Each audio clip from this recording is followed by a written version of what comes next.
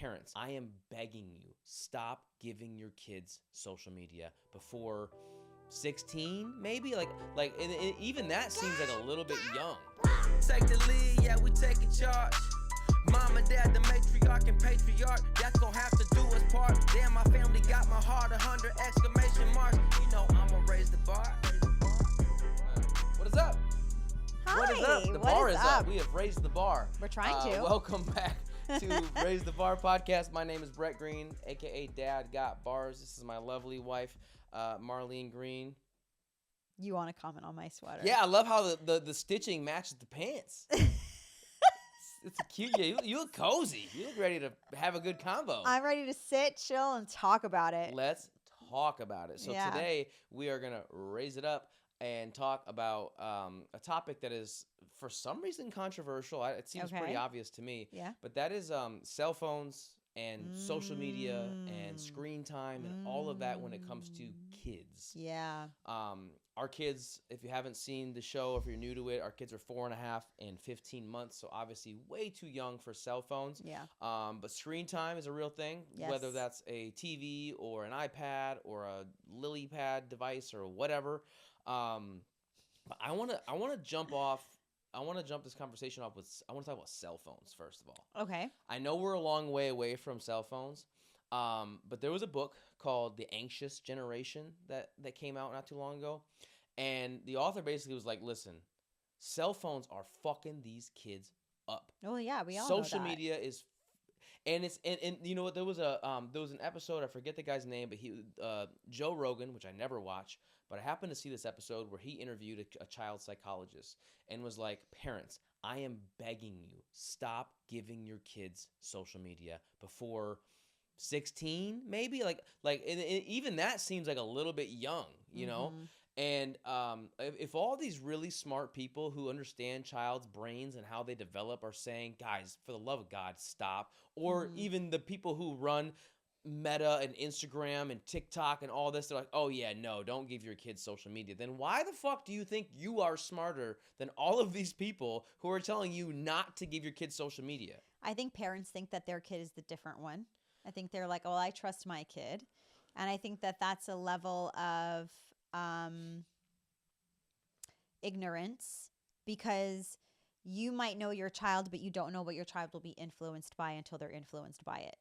So you kind of need to navigate that very carefully. Yeah. I think also you don't want your kid to feel left out. So I think parents feel the need to give their kids phones so they don't feel left out. I don't give a shit. I if you're don't left give out. a I do flying not. fuck, because one day you will turn around and you will say thank you. Thank you. And that's And happening right now. Yeah. Where like the older kids of Gen Z are saying like, "Oh my gosh, I wish my parents would have never given me a cell phone." Yeah, or they're switching to flip phones and they're saying, I don't even want it to have access to any kind of like, I was going to say Safari or whatever. Like they don't Yeah. want to be able to access an app. They It- want to just text message, play Snake, and keep it chill. You're dating yourself with that one. I don't care. Everyone knows my age. On the Nokia phone, Yeah. we all had Snake. Loved that Oh my phone. gosh. No, and I think it's no different than somebody who's and bear with me here, someone who's addicted to crack Mhm. cocaine, right? Mhm. They're probably deep down saying, "God, I wish I wasn't addicted to crack, but I am, so I need it." Mhm. I think some of these kids are like, "I really wish I wasn't addicted to my phone, Yeah. but I need my phone. Where is it at?" Yeah. It's not, "Oh, my phone's not charged. Oh, I'm getting anxiety. I need it." It's Yeah. like their emotional support phone, and it's actually doing the opposite. And it's just something that I don't want to set our kids up for. And we're young parents. Like I said, our kids are young. People have been doing this for a long time with smartphones have been out since 2008. And I think the one that really bugs me is when you talk to a parent who's got like older kids than us. They've been parenting longer than us, right? So Yeah. they in their minds they're kind of veterans, and we're sort of new at this. Yeah, And I definitely. get that comment that I absolutely despise of, just wait. Just wait. You Mhm. say you're not going to give your kid a phone now. Just wait. And I'm like, wait for what? What am I waiting for? Waiting for my kid to throw a fit and bully me into being like, "Okay, fine, you can have social media." The answer is no. Mhm. We have made a decision Mm-hmm. that it is dangerous for them. Mm-hmm. It's not safe. Mm-hmm. It's not good for their mental health. Anxiety and depression are running rampant through teenagers in high schools. Mm-hmm. And most of it, they're telling us, these smart people who are way smarter than us are telling us it's because they have this thing in their hand all day. Mm-hmm. We're adults and we get it. We're like, sometimes I literally will be holding my phone and I'll just like throw it. I'm like, why am I on this? Mm-hmm. If we're doing that and we are adults and we should be able to regulate our emotions and our anxieties and all this stuff a little bit better, you would think, than Mhm. teenagers. And they can't. Like, I just, it The doesn't thing make, is that kids sometimes are not even getting phones when they're teenagers. They're getting them when they're 8 years old, yeah. 10 years old. And you're like, are you fucking kidding me? For what? Why? I think for me, I don't understand why a child needs a phone that young. I really wish someone that has kids that has like their, because to me, if you're like, well, it's for safety, it's so I know where they are. You know what? There are so many other companies nowadays that have like ways for you to get a hold of your kid and know Yeah. where they are without them having a smartphone. And if you don't choose that route because whatever reason, I'm so curious why. Because if that's the priority, then make that the priority. You don't need them to have. And then it's like, well, you know, there's all these like parental controls you can do on the phone. That's fine. I understand that. But like, I still don't need my kid walking around with a phone that has access to those things. And also, you know, then where I'm just like, we're creating fights for something that doesn't need to be. Because I feel like once you tell your kid, no, you can't have a phone, don't ask me again. Okay, they ask again because that's what they do. And you say, every time you ask, we gain a month on when you're not getting your phone from the age you're allowed to get the phone. Well, and that seems to be like the fear of, like, you ask them, like, why'd you give your kid a phone when they were 8? Well, I mean, all their friends had them, and Mhm. and her older brother had one too, and she just kept asking about. She would not stop asking Mhm. about it. And I'm like, just sound like a broken I record. really don't No. understand. You're a fucking parent. If you say no, the answer is no. What is so hard about that? It- I don't really like. I guess like we must be so naive because we just don't get it. That's what I think sometimes. I'm like, are we just naive? Like, Yeah. are we gonna get to this? Potentially. Are we gonna get to this point where we're like, oh man, they were right. This is hard. Or But then are these the parents?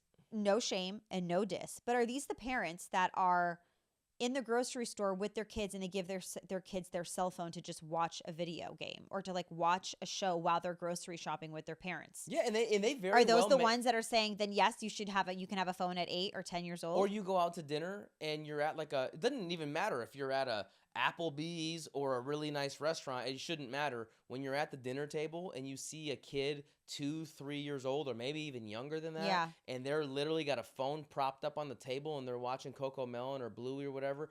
And I understand. Parents are like, I really just would love to get through this dinner and like be able to eat Totally my get dinner it. and talk to my wife and not I get it. But like, that's your job. That's your job as a parent. Well, this is why children don't understand how to be bored. They don't understand what it's like. Excuse me, adults are talking. I need you to give me a minute. Like they don't understand the things that we had to learn as a child. Yeah. And those things that we learned, although they were annoying, they are incredibly important skills to understand as an adult. Mhm. They're like really important skills. And it's like, I remember, I don't remember the actor that said this, but I loved that they said this. They said, when we were in the car as kids, we used to look out the window and just look out the window. Yeah.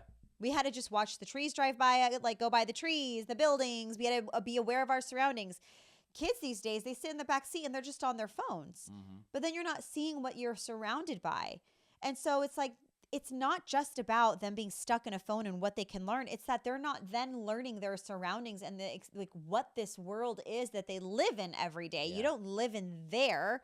You live here. Well, that's one of the things that I've noticed about our daughter, who we've mentioned this a lot. We think she's super smart. She's Mhm. 4.5, and 4 3/4. She'll tell you.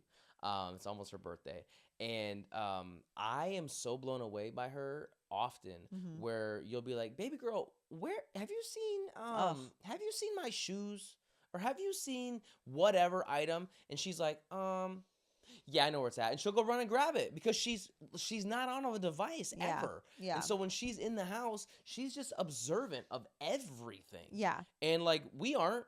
Like Mhm. we've lost that as we've gotten older. We're distracted by thoughts of bills and phones and notifications and emails and texts and whatever else. Like we aren't nearly as alert as she is. Yeah. And it's so impressive. Like, we always joke about it when if something's missing, she's the first person we ask. We're like, baby girl, have you seen XYZ? And she's like, yeah, I'm pretty sure it's downstairs on top of the playhouse by the thing. And you're like, oh my gosh, like literally there it is. Yeah. She's so good at remembering where things are. But she also is getting very intrigued by the phone situation. Mm-hmm. She is like, when you're sending a text message, she wants to know who are you sending it to. If you're looking at a picture, I want to see the picture. Like, she is beginning to see the world of a phone. And I think that, it's hard because you want them to understand what it is, but you don't want them to be obsessed with it. Yeah. And, I also try to not, it's so hard because like there's moments where I enjoy doing things with her. We look at old photos on our phones of like when she was a baby. She loves to look at videos of when she was a little kid or when, she met when she met her brother. Like she does love the nostalgia of like looking back on our phone and like cool looking at pictures. We didn't have that as kids. No, we didn't. Like literally like, oh, you want to see the day you were born? Okay, let me just June. There you go. There's you being born. Yeah. You want to see your first steps? There you are. Like, it's so cool. Yeah. But I agree with you. You're like, you gotta really walk that one kind of a fine line. Yeah, it is a fine line because then she's realizing like that thing has access to things that I can find out. It's like when she's like all of a sudden will ask like Google, hey Google, what's that? It's like she knows that device over there plays music, shows pictures, and she can ask a question. It's going to give her an answer. Or the other day she said, oh, just ask ChatGPT. Yeah. And I'm like, what? How do you know what ChatGPT is? It's because you and I always talk about it. I know. And it's like, and that's a whole other topic, but it kind of fits into this topic of like, we try. Like, we both work from home. Mm-hmm. We both don't have like traditional jobs right now where we're like 9 to 5 and then at 5 we're like done off the phone. And like, I know people have those really hard rules of like, oh, 5 o'clock, it's family time. Phone's in the bowl. We're like, I'd love to do that. Mm-hmm. And it's hard when you don't have that like that typical kind of like, I can just turn this off at 5 and not have to be back on again until 9 tomorrow. Well, the reality is that we can. We absolutely can. Of course, anybody can. Of course. Yeah, we can. We just choose not to because in the state of what we do, response timing is important. And so we don't have the luxury typically of being like, it'll be there in the morning. Yes, it'll be there in the morning. But sometimes we are either in the middle of negotiating a deal or whatever is happening that's like kind of important to be on the phone, and available. So it's hard when and things change so fast. Your kids are home with you most of the day if they're not in school all day long. Yeah. And so they are seeing you on your phone responding to emails and text messages and taking calls and doing Zooms and having all this stuff. It's like it's a part of our world. It's a part of our life. And they see that. And we can't hide it from them. All we can do is say, listen, and I try to make it sound like not that cool. Where I'm like, oh, daddy's got to do this email for work really fast. I promise you, give me 5 minutes. And then I'm like trying to do it. And she's like, are you done yet? And then I'm like, I have this battle all the time. I'm like, am I prioritizing this email or this thing that I'm doing over spending time with her? Mm-hmm. And like, I think that might be a little bit of an extreme thought every single day. Like, I know every single day I can't choose them every day, all day, every single time. Well, yeah, it's not realistic. Yeah. But I want to, you know what I mean? And I have that battle every single time where I'm like, oh, is this text message or is this email or is this whatever? I think what matters is that when they say something is that you drop it to be with them. Like, I feel like that's that magic sauce of like, they know that is not the priority, they are the priority. Yeah, it's not more It's not more important. No. And the other layer of that is, I think that, they have to understand patience as well. For sure. Sometimes when we're having a conversation, she wants to interrupt a million times and we're like, we say, sweetheart, you have to wait. Mommy and daddy are in the middle of a conversation. And the problem is that she is incredibly good at the words, excuse me. I know. That girl, excuse me. Like, she's so good at it. But it's almost as bad as just interrupting. It really is, because you're like, as a parent, you're like, okay, you're doing the polite right thing by saying excuse me. And I want to acknowledge you for saying excuse me, because thank you for doing that. But like, good on that one. We really do, but almost to a flaw, because now I'm like, every time she's like, excuse me, I'm like, what's up, baby girl? But you know what? I think that if we just do our very best to provide an honest conversation around devices, like, our daughter knows she never watches a movie on an iPad unless we're on a plane or on a train. That's it. Those are the only 2 times she can watch Maybe when we anything drive on to an Disney iPad. in a few weeks. In the No, car? she absolutely will She'll need have to. be Yeah. on a movie. At some point, because it's just such a long drive, at some point Yeah. she's going to need like the distraction. But, it's like, it's good to just sit in silence. It's good to just listen to music. It's good to just look out the window. We're going to log in some songs and stories. Like, but like on a plane and on a train are the only times that she can, because we've never introduced it in the car. No. Because we don't want her to then, every time it's a 20-minute drive, hour drive, can I have the iPad? Am I going to get to have the iPad? Like, no, the answer is no. My brother used to do that with his kids, and he's like, I wish I wouldn't have done this. Like, because they're always watching something, and then it's like, yeah, Why? it's a 20-minute drive across town, and you're watching like a bit of a movie. Like, what's But the you point know of what? that? When we drive with our daughter, we ask her, should we go left or right to go home? Yeah, she knows the way to get, and that's going back to she the would alert. never learn that Yeah. if a freaking iPad was in the back seat for her. Well, any time a kid has, I forget what there was a number on this, but it's like anytime a kid has a device in front of them, it's a missed opportunity for you to not only just have a moment with your kid, but they're not listening to it's like the number of words that they miss, and we're talking about young kids, like our son at 15 months. Like if he had a device in front of him, or if he was watching a TV show, that is all of that. Let's say it was a 30-minute show, Miss Rachel or something like that. Like that's different, but like a 30-minute show is that was 30 minutes of him missing out on the opportunity to learn from you, watch your mannerisms, have that ping pong effect of like ask and respond kind of thing. It's just a missed opportunity to learn and grow and spend time with your kid. Yeah, I want to talk about this because I feel like this is probably what a lot of parents run into, because first kid, you're able to make all of the rules. Right? Much easier. Our daughter did not sit and watch movies and TV and anything like that till she was at least like 2 years old. Yeah.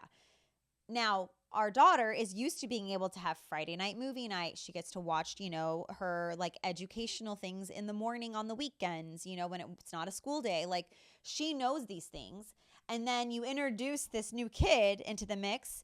And then you're like, well, now what do I do? Because like we're all together and like, sure, she gets to watch her thing, but then like now I have to like try to not get him to watch it. So then so then now he naturally gets to watch stuff, and now he gets excited when he sees Bluey on the TV or when he sees Blippi or whatever it is. Like our son gets excited because, or like even today he brought over the Daniel Tiger little Tony music thing, and he brought it over and he was like, because our daughter watches Daniel Tiger, and it's like, I struggle with TV being on around him, but I also know that like TV's not on as much in our house as I would think it is in other homes. Like I've been to homes where TV is on 24/7 all the time, and a lot of it is like even just background noise. We don't do that.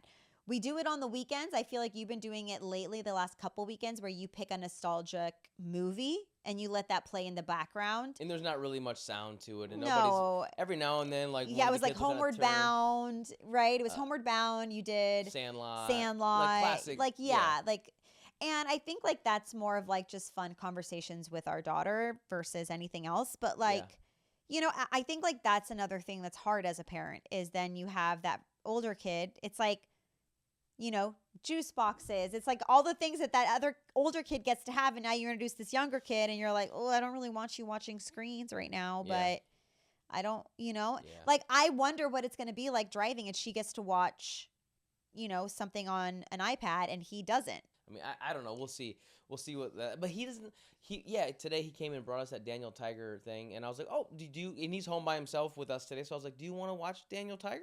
And he was like, and I put on, and he didn't care. Yeah. So he's still young enough where he's like, oh, I don't have the attention span to sit and watch a show. There are certain shows, like people have done an incredible job with some of these shows. Daniel Tiger, how many times have we referenced the songs that Daniel Tiger sings to help our daughter through certain moments? How many times have we heard her sing certain moments of stress and things, and she's singing a Daniel Tiger song? Yeah. Miss Rachel, I mean, she taught our daughter ho, ho, ho, like Santa Claus, like, and certain things. Like there are levels of these like educational types of TV shows that do matter. I mean, right now our daughter's obsessed with watching the aquarium, and she's obsessed with learning about, the sea otters and, how is Pinky doing, and does she still have a bloody nose, and how are they going to check that whale? Like she's obsessed with those types of things right now. And those are all, to me, like that's healthy educational TV.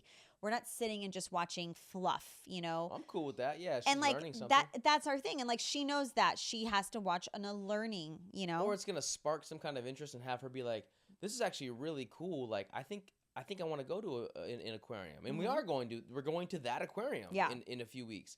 And so like to watch that leading up to going is really cool, because then it's like now we get to introduce that to her on TV, like, okay, this is an aquarium, this is how it works, and then go actually see it in real life is like it's like learning about it in school and then going to the field trip and going to see the thing. Yes. And I recently, this mom, I was watching something, and like I'm totally going to butcher this, but she essentially was talking about her child stopped wanting to learn. She felt like all her kid wanted to do was watch TV and like didn't want to learn anymore, and stopped asking the questions why. Because like when kids are little, they're like, well, why this? Why that? Why? And so she bought and it's called an Encyclopedias of Whys, I guess it is. And essentially, instead of her like forcing questions from her kid, she just put the book on the table, and her kids started to pick up the book and start looking at it and started having questions of why. I worry that if we continue to put devices in front of our children, the questions of why will no longer be answered by us. The answers of why will constantly be decided by whatever is being fed in their algorithm versus the reality of what a why is in a situation, especially when things get serious.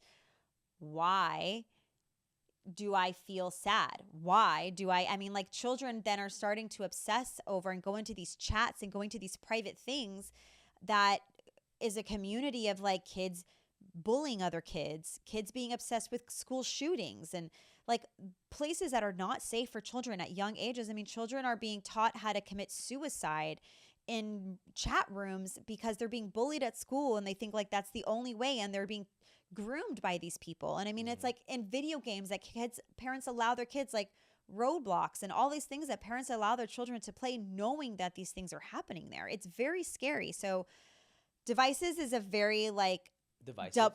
It's a double-edged sword, and it's hard to decide when the right time is for your child to, be brought into the world. I think for you and I am grateful that we are on the same page regarding devices, that we are like, it's not happening. Well, don't even ask me for a phone. Well, we've planted that seed too. So like I had this old I did a like a one-man show, and I had to have this old like flip phone from like the 2000s. And it doesn't work, obviously, but it flips open and it's got buttons, and so our daughter will push it, and you guys bedazzled it and made it all cute, and she'll be like, "Oh, I got my phone," and but sometimes when we're leaving the house, she's like, "Oh, I need my phone," and we're like, "No, you don't. Yeah. What do you need a phone for?" And then like, and if she really is like, "I really need, I want it," and we're like, "You can bring it in the car and have your phone if you think you really need it, but you're not bringing it into the place we're going, and we're not doing anything with it." And in those moments, we always remind her, just so you know, and it means nothing to her, but we continue to do it. Just so you know, you will not be getting a phone anytime soon. Yeah. Till you're 16. Yeah. And she's just like, "Oh, okay." And I know she doesn't know what that means, but like we're planting that seed like regularly. Yeah. Of like, you don't get one of these things. I mean, there's a reason why we don't buy toy phones. We don't buy her a toy mobile phone. No. Nothing. I don't want to encourage I'm that. not going to buy even our son a like VTech mobile phone device, like, because it's not a toy. It like with just the buttons. No. It's you don't need that as a toy. It's But not. here's what I love, and we haven't talked about, and this is what we will do. We've talked about like Gen Z's going back to flip phones or whatever. But here's what we absolutely will do: is those watches, where it's not an Apple Watch, because that's too much. But it's a watch that can call X amount of program numbers, 911, mom and dad's phone numbers, grandma, grandpa, whoever. It has the ability for me to track your location. You can maybe send a text message to a couple of different numbers, whether it be parents or whoever, and that is it. Maybe a calculator if it needs it, or a compass or something, like things that you're like, yes, my kid, if I'm not with my child, this thing will help them get them out of a bad situation. They can call me, they can call 911 if someone's hurt, they can figure out directions or something, but there's nothing else on it. Yeah. You can't text friends from school, you can't call random people. and I don't want strangers having access to my kids. And that's so scary. Is like anybody, your kid's got an Instagram or a TikTok or whatever. Literally anybody. I don't care how can send private them a you have it. message. It is always someone's able to get in. It's Or just, it doesn't and matter. people literally prey on that. Mhm. And I'm like, It's I called am not- catfishing. I mean, I'm- it's insane. I mean, I think the other thing, like, I feel like this topic could go on forever, Yeah, right? There's absolutely. so Yeah, many there's a different lot to it, layers. yeah. There's so many different layers to devices. But, like, you know, you also have the feeling of like, okay, well, what is my kid being exposed by their friends that have the devices? It's like you Mhm. also then have to think about the people you surround yourself with. Do they believe the same thing on like waiting to give their kids devices? And like a couple parents we've met here in Tennessee have actually agreed on the like, don't give your kids a phone, you know, Yeah. and I'm really grateful for that. And the other thing is that I really struggle with them wanting to move all of the like school academic into like a device, like into a laptop or into an iPad. Like I don't want my kid learning from a screen. I want my kid carrying a book. Not that I want our kids carrying 3 textbooks in their backpack and like what hurt our backs. Remember when your backpack would hang so low, it would like bounce on your butt because like Yeah. it was like cool to have it hanging low versus like strapped up on your back how it's supposed to be. And like I don't want that, like just open the laptop, log in, and then there's your book. Like I don't want that for our kids. I want our kids to learn how to write. The state of Tennessee just blocked that. I think. Yeah, they right? did. Yeah, they did. So where they're trying to get tech out Out- of the classroom, out of the because classroom. they've done the research on it, Yeah. and unfortunately, Gen Z was kind of the guinea pigs Yeah. on a lot of this stuff. Yeah. The older Gen Z kids, And I where it was think like COVID also ended up happening because everything moved, you know, but to it was like homeschooling. they, Well- they were the first generation. COVID. Sorry. Gen Z were the first kids to be like handed a cell phone Mhm. and be like, here you go. Oh yeah, go ahead and download Instagram. Get on there when you're 9. See what happens. Let's find out. Yeah. And now we have the data, and we're like, oh, we shouldn't have done that. And so hopefully now there's going to be this this correction of like, like I said, the schools are like, wait a second, maybe let's get some of this tech out of the classroom because it's Yeah. actually not helping. Yeah. Um, Like banning cell phones and things like that from classrooms and schools, and Yeah, I it's just think really important. I don't know. It's just, look, you can't live in a bubble and you can't shelter your kids for forever. sure. And they got to but- learn how to do this stuff at some point. Like the world is Absolutely. going in this this technology push of you got to know how to code or use AI or whatever the big thing is of the flavor of the month of like what kids should know. And my mom pushed it heavy when I was in high school. She was like, I want you to take every computer class you can. I remember my mom being like, 'cause she was real. My mom was on a computer every night. She loved playing Mahjong and solitaire, and she was on Word, and she did all that stuff. And she was like, you got to get into computers. And I remember being like, because she worked on a computer. She was a dispatcher at a heating and air conditioning company, and she was always on a computer. Yeah. She was like, this is the future. And I remember rolling my eyes at her. But I would do the computer classes, but I never learned how to code or anything. And now Yeah. you don't even need to learn how to code. You just fucking throw it into AI and it'll do it for you. Well, now, yeah, Um, but But yeah, it's you definitely can't shelter your kid from technology too much. They have to learn how to use this stuff at some point. But there's a time and a place, and kids can most certainly be way too young to be exposed to porn, to be exposed to cyberbullying, and all these other things that are going to have such a lasting impact on their future. yeah, when you think of like what Snapchat is, it's I like mean, it's crazy. kids kill themselves because they sent a picture to a friend or somebody who they thought they could trust, and then they showed everybody, and it was an inappropriate photo that they thought they were sending to one person. It's like it goes right back to like the sleepover thing, where it's Yeah. like I know that it may not happen to my kid, but I just don't want there to be any outside chance that it could. So I'm Yeah. gonna just nip it in the bud and be like, we just don't do it. And I think that like there's also a layer of honesty from the parent to the child. I am not going to be saying because I said so. Because Yeah, I said so. I'll tell you why. I'm going to tell you why. And maybe you might not agree with my why, but that's the truth. Yeah. I'm not going to shelter you by not telling you that on those devices there's bullying, there is harassment, there is, predators, and there are things that like are not safe for you. And in it, I always ask her, what is mommy and daddy's job? She says to keep me safe. Exactly. Yep. So you might not like all of our decisions, but it's our job to keep you safe. And, it is what it is. Well, So listen, this one's a serious topic, and I hope people do take it seriously. Again, not trying to judge anybody for what you No. do, but I will. Every I will family's just, different. I will just say, just do the research. Don't just blindly give your kid a phone. Don't just blindly let them be on social media. Like, do the research for yourself. And if after you've seen what really smart people are saying and experts in this field are saying, if you still want to give your kid a phone and you want to play that game, go for it. I'm not judging you. Not at but all. in the meantime, protect your kids and raise it up.